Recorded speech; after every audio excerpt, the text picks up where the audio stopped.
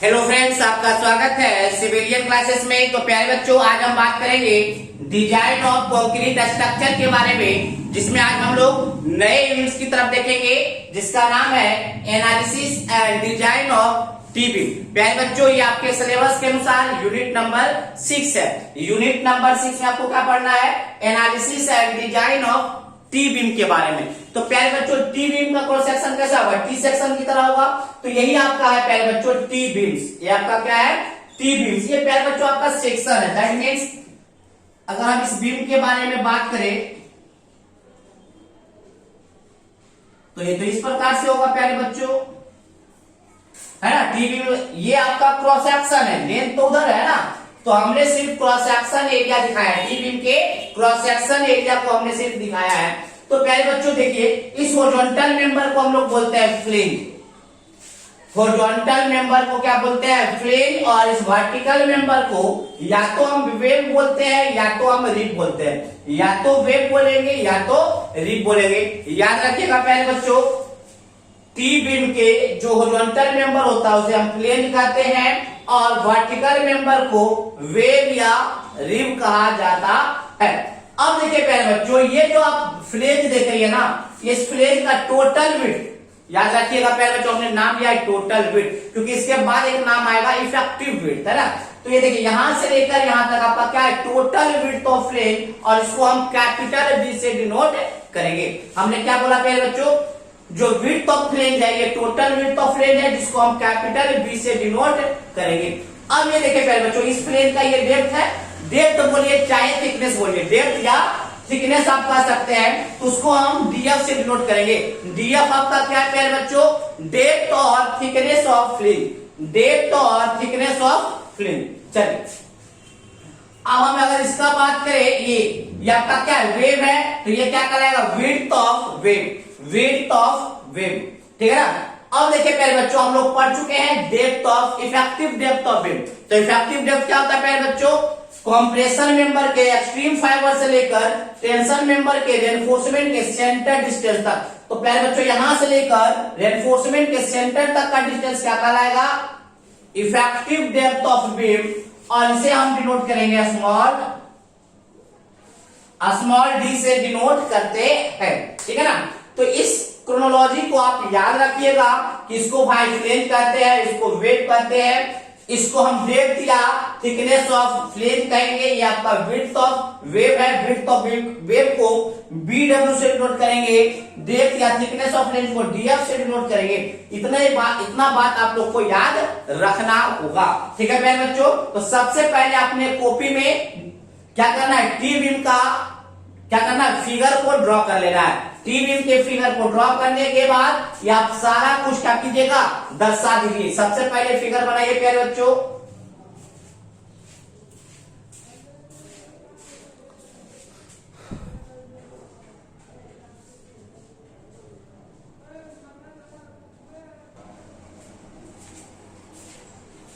चलिए, अब देखिए प्यारे बच्चों, आपने क्या बोला? ये आपका क्या है? टोटल विड्थ ऑफ फ्लेंज है ना। देखिए मेरे बच्चों, जब हम डिजाइन करने जाते हैं तो हम टोटल विड्थ ऑफ फ्लेंज को कंसीडर कभी नहीं करते हैं, हम कंसीडर करते हैं इफेक्टिव विड्थ ऑफ फ्लेंज। मेरे बच्चों, इफेक्टिव विड्थ होता क्या है वो देख लेंगे।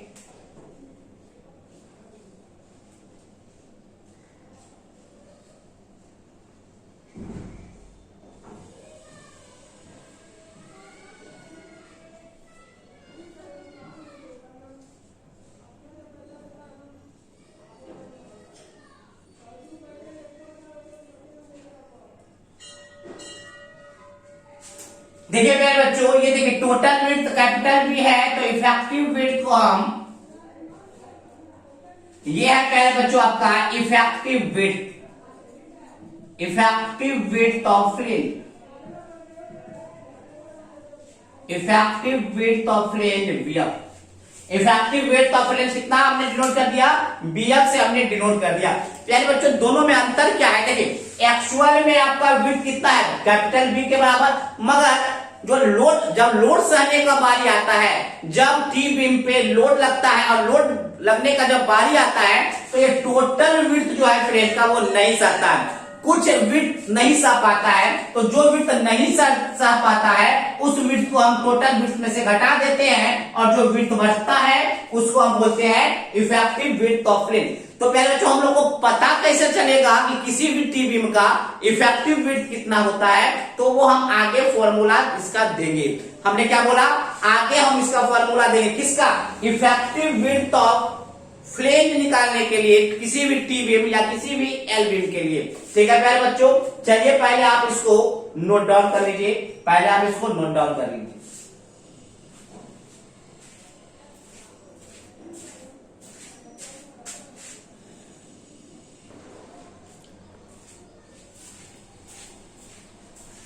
तो देखिए प्यारे बच्चों, हम लोग करने जा रहे हैं एनालिसिस ऑफ टी बीम। सबसे पहले हमने टी बीम बनाया, टी बीम के सारे ज्योमेट्रिकल डायमेंशन को हमने दिखा दिया। ये आपका इफेक्टिव विड्थ ऑफ फ्लेंज है, ये आपका डेप्थ ऑफ फ्लेंज है, ये आपका इफेक्टिव डेप्थ ऑफ फ्लेंज है, ये आपका विड्थ ऑफ वेव है। विड्थ ऑफ वेव को हम लोग BW से डिनोट करते हैं। अब देखिए प्यारे बच्चों, हम लोग इसमें क्या करेंगे, हम क्या करेंगे, इस टी बीम को दो पार्ट में डिवाइड करेंगे। इस बीम को दो पार्ट में डिवाइड करेंगे। देखिए पहला पार्ट होगा,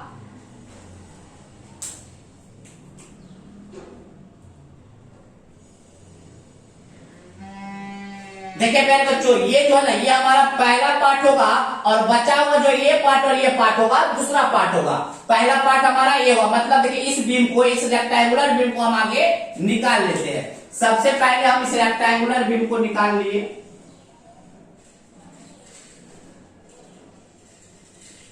सबसे पहले प्यारे बच्चों हमने रेक्टेंगुलर बीम को निकाला। इस रेक्टेंगुलर बीम में यहाँ पे रेनफोर्समेंट है, तो वो भी हमने निकाल दिया। अब देखिए प्यारे बच्चों, ये आपका कितना है, BW है, ये आपका कितना है, BW है। इफेक्टिव डेप्थ इसमें D है, स्मॉल d है ना। इफेक्टिव डेप्थ तो यही है जो इसमें है, जो उसमें है ना। तो सबसे पहले हमने क्या किया, इस टी बीम को दो पार्ट में हमने डिवाइड करने का सोचा। पहला पार्ट जो था, इस वेव को इस पूरा ले लिया, इस लंबा है ना, लंबा वाला वर्टिकल मेंबर को पूरा हमने ले लिया। अब देखिए प्यारे बच्चों, ये आपको दिख रहा होगा ये आपको दिख रहा होगा एक रेक्टेंगुलर बीम की तरह, एक दिख रहा होगा रेक्टेंगुलर बीम की तरह, जिसका विड्थ BW है and effective depth small d है। अगर ये रेक्टेंगुलर सिंगली रेनफोर्स्ड बीम की तरह दिख रहा है, अगर ये रेक्टेंगुलर सिंगली रेनफोर्स्ड बीम की तरह दिख रहा है, तो इसका हम स्ट्रेस डायग्राम भी बना सकते हैं। इसका स्ट्रेस डायग्राम क्या हो जाएगा प्यारे बच्चों, देखिए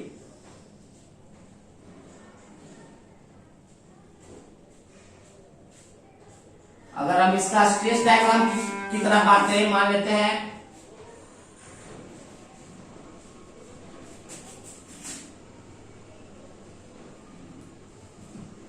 अगर हम इसके इस रेक्टेंगुलर सिंगली रेनफोर्स्ड बीम का स्ट्रेस डायग्राम की बात करें,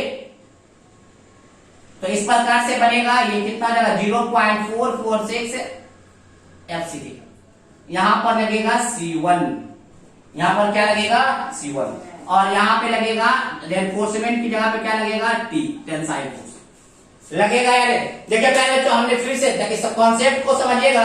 हम सबसे पहले इस टी बीम को दो पार्ट में डिवाइड करने का कोशिश करें।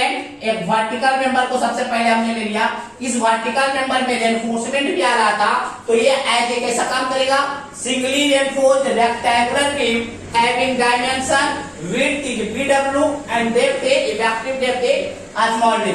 अब इसको रेक्टेंगुलर सिंगली रेनफोर्स्ड बीम मानते हुए हमने एक स्ट्रेस डायग्राम ड्रॉ कर दिया, हमने एक स्ट्रेस डायग्राम ड्रॉ कर दिया। अब देखिए प्यारे बच्चों, अब हमारा कौन सा बचा हुआ, ये और ये बचा हुआ। तो देखिए प्यारे बच्चों, हम यहां पे ड्रॉ कर लेते हैं।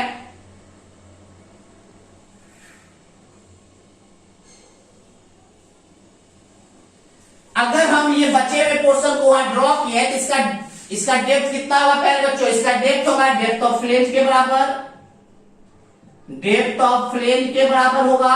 और इसका विड्थ के बारे में बात करें, इसके विड्थ के बारे में बात करें, तो देखिए टोटल विड्थ कितना था, मतलब इफेक्टिव विड्थ कितना था BF। अब BF में देखिए पहले बच्चों, ये पोर्शन तो आप इसमें ले लिए, ये पोर्शन तो आप इसमें ले लिए, तो ये इसको घटा दीजिए, तो BF में से BW को हटा देते हैं, तो ये कितना विड्थ बनेगा, BF माइनस BW बनेगा या नहीं। देखिए प्यारे बच्चों, दूसरा पोर्शन जो बना हमारा, जिसका विड्थ है BF माइनस BW और डेप्थ कितना है DF।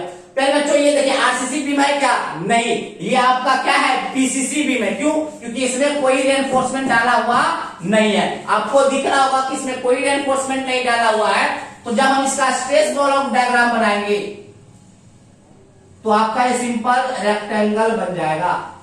कैसा बन जाएगा? रेक्टेंगुलर। और स्ट्रेस तो वही रहेगा 0.446 FCK। और ये डेप्थ कितना हो जाएगा?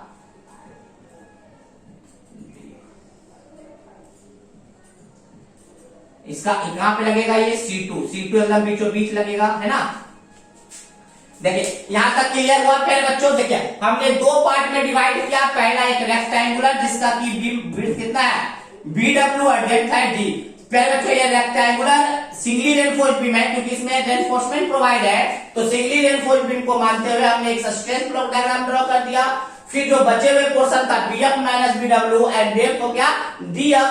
या ये PCC स्ट्रक्चर है ना कि RCC स्ट्रक्चर है, इसलिए स्ट्रेस ब्लॉक डायग्राम आपका सिंपल रेक्टेंगुलर बनेगा। यहां तक क्लियर है प्यारे बच्चों? यहां तक क्लियर है? देखिए हम बारी बारी से वैल्यू का बात करें। अगर हम C1 के वैल्यू की बात करें तो C1 बराबर क्या हो जाएगा? याद कीजिए सिंगली रेनफोर्स्ड बीम का कॉम्प्रेसिव फोर्स का वैल्यू 0.36 FCK। बी के जगह पे यहाँ पे क्या आएगा? BW FCU मैक्स आएगा कि नहीं आएगा? C1 बराबर ये आएगा क्या नहीं आएगा? 0.36 FCK BW FCU मैक्स आएगा या नहीं आएगा? चलिए यहां पर हम अगर T1 दे देते हैं तो यहां पे क्या आ जाएगा? T2। यहां पे क्या आ जाएगा? T2। अब देखिए प्यारे बच्चों अगर हम T1 के बारे में बात करें, प्यारे बच्चों तो क्या हो जाएगा? 0.87 F by AST1। 0.87 F by AST1। अगर हम Z1 के बारे में बात करें तो Z1 तो ये होगा,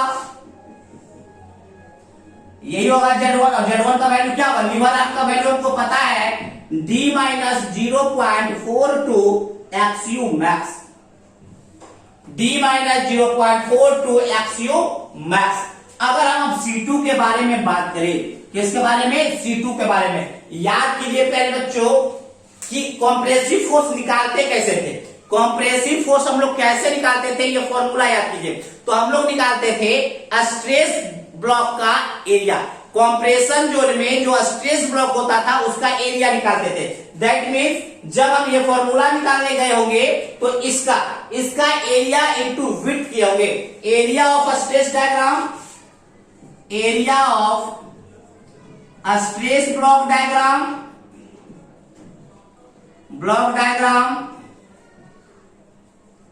इन कॉम्प्रेशन जोन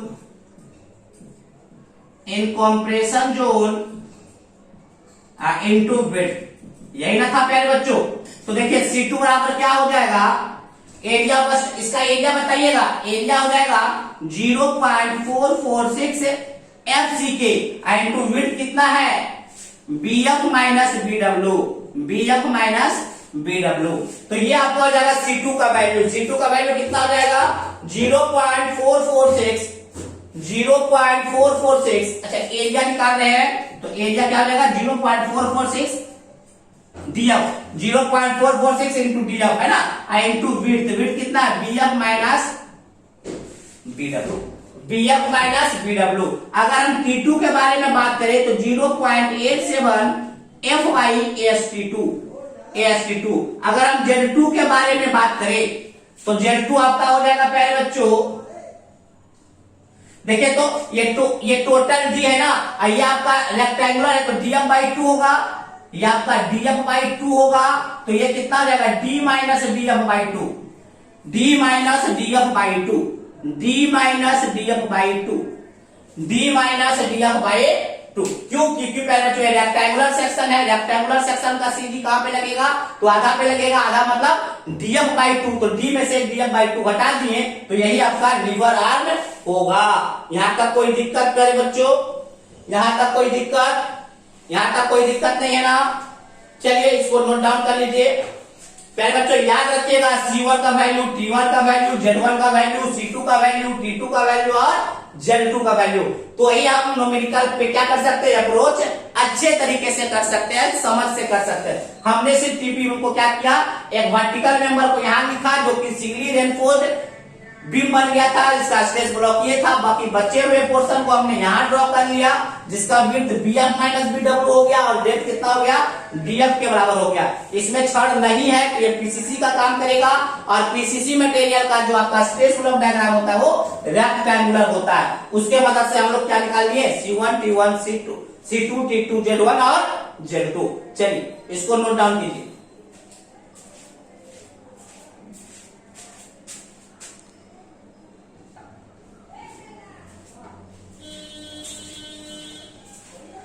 तो देखिए पहले बच्चों हम बात करेंगे stress strain diagram of T beam. T beam का स्ट्रेस ब्लॉक डायग्राम कैसा बनता है और स्ट्रेन ब्लॉक डायग्राम। तो पहले बच्चों स्ट्रेन ब्लॉक और स्ट्रेस ब्लॉक डायग्राम सेम बनता है, क्योंकि ये तो एजम्पशंस है, ये तो लिमिट स्टेट मेथड का एजम्पशंस है कि स्ट्रेन डायग्राम हमेशा लीनियर बनेगा और स्ट्रेस ब्लॉक डायग्राम हमेशा रेक्टेंगुलर पैराबोला बनेगा, है ना। और maximum strain in compression fibre कितना होगा, 0.0035, और टेंशन जोन में कितना होगा, 0.87 F/EF प्लस 0.002। अगर स्ट्रेस ब्लॉक डायग्राम का बात करें तो मैक्सिमम स्ट्रेस का वैल्यू कितना होता है, 0.446 FCK। अब देखिए पहले बच्चों हम लोग एनालिसिस में बता चुके हैं कि टी बीम में दो तरीके का कंप्रेसिव फोर्स आएगा, C1 और C2 आएगा, इसलिए Z1 और Z2 आएगा। प्यारे बच्चों यहाँ पे आप देख रहे होंगे ये आपका क्या कहलाएगा, एक्सयू मैक्स। अगर हम एक्सयू मैक्स को निकालने जाए तो सेम प्रॉपर्टी लगाएंगे और सेम वैल्यू, एक्सयू मैक्स तो सेम ही आएगा। तो अगर हम बात करें maximum depth of neutral axis, maximum depth of neutral axis के बारे में बात करें तो मैक्सिमम डेप्थ सेम आएगा, क्योंकि पहले बच्चों अगर हम प्रॉपर्टी लगा रहे हैं तो सेम प्रॉपर्टी जा रहा है ना। तो कितना हो जाएगा, 0.0035 बटे 0.87 F/EF प्लस 0.0055। ठीक है ना। ये आपका हो जाएगा depth of maximum depth of neutral axis N to D.